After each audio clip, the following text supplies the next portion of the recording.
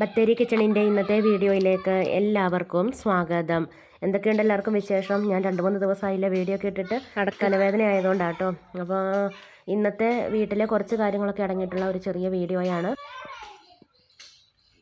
ഇന്നാൾ കാണിച്ചുകൊണ്ടിരുന്ന ഡോക്ടറെ അടുത്തല്ല ഇപ്പോൾ കാണിക്കുന്നത്, വേറൊരു ഡോക്ടറെ അടുത്താണ് ഇപ്പോൾ കാണിക്കുന്നത്. ഇന്നാളത്തേക്കാളും കുറേ മാറ്റമൊക്കെ ഉണ്ട്, എന്നാലും ഇടയ്ക്കൊരു വേദന വന്നാൽ 2-3 ദിവസമൊക്കെ ഉണ്ടാവും കേട്ടോ.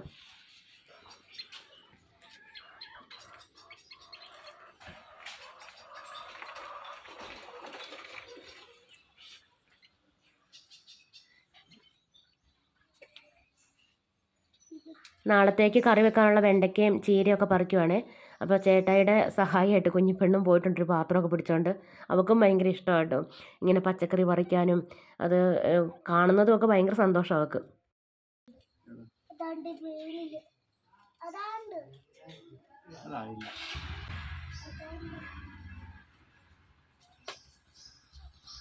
ഒന്ന് രണ്ട് ദിവസമായിട്ട് വീഡിയോ ഒന്നും എടുത്തില്ലായിരുന്നു. മിനിഞ്ഞാന്ന് വൈകിട്ട് ചേട്ടായും കുഞ്ഞിപ്പെണ്ണും കൂടെ വെണ്ടയ്ക്ക പറിക്കുമ്പം അങ്ങനെ ഒന്ന് വീഡിയോ എടുത്തത് കേട്ടോ. പിന്നെ ഇന്നലെയാണ് വെണ്ടയ്ക്ക വറുത്തരച്ച് കറി വെക്കുന്നത്. അപ്പോൾ വെണ്ടയ്ക്ക ഒന്ന് വഴറ്റാൻ വേണ്ടിയിട്ട് അടുപ്പിലേക്ക് വെച്ചിട്ടുണ്ട്, കുറച്ച് എണ്ണയൊക്കെ ഒഴിച്ചിട്ട്. ഇവിടെ തേങ്ങ വറക്കാനുള്ളതും വെച്ചിട്ടുണ്ട് കേട്ടോ. തേങ്ങയൊക്കെ ഞാൻ തലേദിവസം സാധാരണ വറുത്ത് വെക്കുന്നതാണ്, അന്നേരം നമുക്ക് പണിയൊക്കെ എളുപ്പമാണല്ലോ. പക്ഷേ തലേദിവസം വറക്കാനൊന്നും പറ്റിയില്ല, അതുകൊണ്ട് രാവിലെ വെണ്ടയ്ക്ക വഴറ്റലും പിന്നെ തേങ്ങ വറക്കലും എല്ലാം കൂടെ ഒന്നിച്ചങ്ങ് ചെയ്യുവാണേ. തേങ്ങയിലെ വെള്ളമയമൊക്കെ ഒന്ന് പോയി കഴിയുമ്പോൾ വേണം പിന്നെ ഈ പെരിഞ്ചീരകവും ചെറിയുള്ളിയും വെളുത്തുള്ളിയൊക്കെ ചേർത്ത് കറിവേപ്പിലയൊക്കെ ഇട്ടിട്ട് നന്നായിട്ട് വറുത്തെടുക്കാൻ വേണ്ടിയിട്ട്. തേങ്ങ വറക്കുമ്പം തീ കൂട്ടി വെച്ച് വറക്കരുത്, കളറ് മാറത്തേ ഉള്ളൂ, ടേസ്റ്റ് ഉണ്ടാകത്തില്ല. അപ്പോൾ പതുക്കെ കുറച്ച് സമയമൊക്കെ എടുത്തിട്ട് വേണം വറുത്തെടുക്കാൻ. ഞാൻ കുറച്ച് വെളിച്ചെണ്ണയൊക്കെ ഒഴിച്ച് കൊടുത്തിട്ടാണ് തേങ്ങ വറുത്ത് എടുക്കുന്നത്. വെണ്ടയ്ക്ക ഒരു 5 മിനിറ്റ് വഴറ്റിയെടുത്തിട്ടുണ്ട്. അത് കഴിഞ്ഞിട്ട് സവാളയും പച്ചമുളകും ഒക്കെ ചേർത്തിട്ട് പിന്നെ നന്നായിട്ടൊന്ന് വഴറ്റിയെടുക്കുക.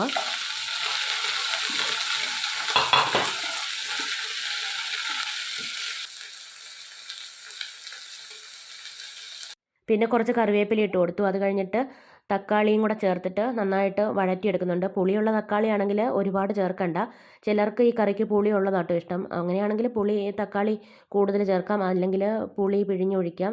പുളി പിഴിഞ്ഞൊഴിച്ചും ഇങ്ങനെ കറി വെക്കുന്നവരുണ്ട് കേട്ടോ, പക്ഷേ ഞാൻ പുളി ഒഴിക്കാതെയാണ് വെക്കുന്നത്. പിന്നെ തേങ്ങ മൂത്തതിലേക്ക് മുളക് പൊടിയും മല്ലിപ്പൊടിയും മഞ്ഞൾപ്പൊടിയൊക്കെ ചേർത്തിട്ടൊന്ന് മൂപ്പിച്ചിട്ട് ഒന്ന് ചെറിയ ചൂടിന് അരച്ചെടുക്കുക ചെയ്യുന്നത്. നന്നായിട്ട് ചൂടോടെ അരയ്ക്കരുത്, ഒന്ന് തണുക്കട്ടെ ചെറുതായിട്ട്. പിന്നെ ഇങ്ങനെ അല്ലാതെ മുളക് പൊടിയും മല്ലിപ്പൊടിയൊക്കെ ഈ വെണ്ടയ്ക്കയിലേക്ക് തന്നെ ചേർത്ത് ഒന്ന് മൂപ്പിച്ചിട്ട് നമുക്ക് തേങ്ങ അരച്ച് ഒഴിക്കുകയും ചെയ്യാം കേട്ടോ. കറിക്ക് വേണ്ടത്രയും ഉപ്പും ചേർത്തു. പിന്നെ ഈ തേങ്ങ വറുത്ത് അരച്ച് വെച്ചേക്കുന്നതും ചേർത്തിട്ട് ഒരു 10 മിനിറ്റ് നന്നായിട്ട് തിളപ്പിച്ചെടുക്കണം. തേങ്ങ വറുത്തരച്ച് അത് അപ്പം തന്നെ തീ ഓഫാക്കുന്നതിനേക്കാളും ടേസ്റ്റ് ആട്ടോ. കുറച്ച് സമയം നമ്മളൊന്ന് തിളപ്പിച്ചിട്ട് കറി ഓഫാക്കുമ്പോൾ നന്നായിട്ട് എണ്ണയൊക്കെ തെളിഞ്ഞ് നല്ല ടേസ്റ്റും ഉണ്ടാവും. പിന്നെ രാവിലത്തേക്ക് കഴിക്കാൻ വേണ്ടിയിട്ട് ചേന, പിന്നെ കാച്ചിൽ, പിന്നെ കായ എല്ലാം കൂടെ ഒന്ന് പുഴുങ്ങിയെടുക്കുന്നുണ്ട്. ഈ കാ വെന്ത് കഴിയുമ്പോൾ അതിൻ്റെ തൊലി കളഞ്ഞിട്ടാണ് കേട്ടോ കഴിക്കുന്നത്. ഇന്നിപ്പോൾ കഴിക്കാനുണ്ടാക്കിയ എല്ലാ സാധനവും നമ്മുടെ വീട്ടിലുള്ള ഉണ്ടായ സാധനങ്ങളൊക്കെ തന്നെ കേട്ടോ. കാച്ചിലും പിന്നെ ഈ ചേനയും കായും ഒക്കെ മാമൻ തന്നതാണ്. പിന്നെ ചീരത്തോരനും ഞാൻ ആക്കിയിട്ടുണ്ടായിരുന്നു കേട്ടോ. പിന്നെ മീൻ വറുത്തതിൻ്റെ പാത്രം ഒന്ന് കഴുകാൻ വേണ്ടിയിട്ട് കുറച്ച് വെള്ളം ഒഴിച്ചിട്ട് സോപ്പിൻ്റെ പാത്രം കഴുകുന്ന ലിക്വിഡ് ഉണ്ടല്ലോ, അതും കുറച്ച് ഒഴിച്ചിട്ടൊന്ന് തിളപ്പിച്ചെടുക്കും കേട്ടോ. അന്നേരം എണ്ണമയമൊക്കെ നന്നായിട്ട് പോകും. പിന്നെ മീനൊക്കെ വറുത്തതിൻ്റെ സ്മെല്ലും എല്ലാ പാത്രത്തിൽ നിന്ന് പോകും. ഇറച്ചിയാണേലും വെച്ച പാത്രമാണെങ്കിലും നമുക്കിതുപോലെ തന്നെ ചെയ്യാം കേട്ടോ. കുറച്ച് ഗോതമ്പിൻ്റെ അട ഉണ്ടാക്കുവാണേ.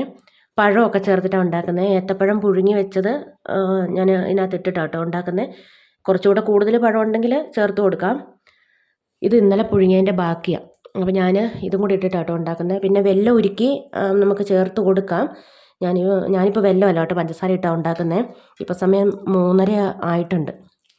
ഇനിയിപ്പോൾ വെല്ലം ഉരുക്കി ആക്കാനുള്ള നേരം ഇല്ലാത്തതുകൊണ്ട് പഞ്ചസാര ഇട്ടിട്ട് ഉണ്ടാക്കുക. പഴം മിക്സിയിൽ അരച്ചിട്ട് വേണേലും ചേർക്കാം. ഞാനിപ്പോൾ മിക്സിയിൽ അരയ്ക്കുന്നില്ല, കൈകൊണ്ട് നന്നായിട്ട് ഞെരടിയിട്ട് ചേർക്കും കേട്ടോ. പിന്നെ തേങ്ങായും പഞ്ചസാര, ഏലക്ക, ജീരകമൊക്കെ ഇഷ്ടമാണെങ്കിൽ അതൊക്കെ ഇട്ട് കൊടുക്കുക.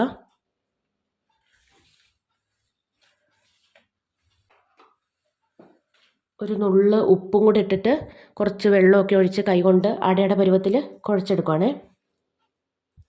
കുറച്ചുകൂടെ ഏത്തപ്പഴം എടുത്തിട്ട് അരിപ്പൊടി കൊണ്ട് ഉണ്ടാക്കുവാണെങ്കിൽ നല്ല മഞ്ഞ കളർ ഉണ്ടാവും കേട്ടോ.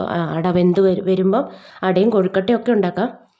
പിന്നെ ഞാനിപ്പോൾ ചെയ്ത പോലെ അല്ലാതെ തേങ്ങയും പഞ്ചസാരയൊക്കെ നമ്മൾ ഉള്ളിൽ ഫില്ലിങ് കൊടുത്തിട്ട് ചെയ്യല്ലേ, അതുപോലെയും ചെയ്യാം കേട്ടോ.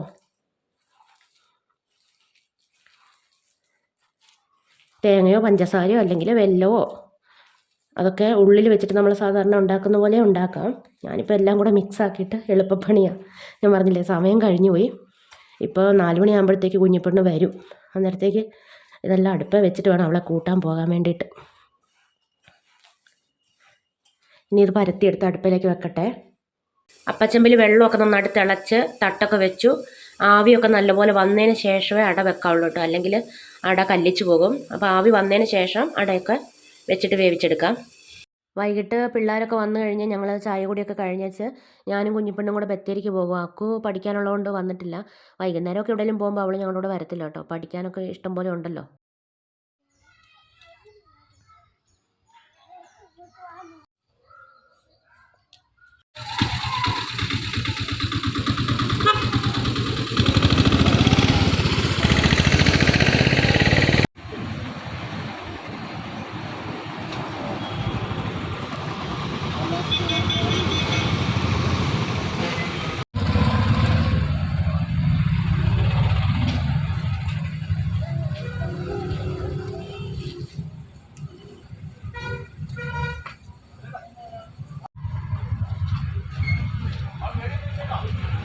ഇന്നത്തെ കുഞ്ഞു വീഡിയോയും വിശേഷങ്ങളൊക്കെ ഇവിടെ നിർത്തുകയാണ്. അപ്പോൾ എന്നും പറയുന്ന പോലെ തന്നെ വീഡിയോ ഇഷ്ടമാവുകയാണെങ്കിൽ സബ്സ്ക്രൈബ് ചെയ്യാനും ലൈക്ക് ചെയ്യാനും ഷെയർ ചെയ്യാനും കമൻറ്റ് ചെയ്യാനൊന്നും മറന്നു പോകരുത്.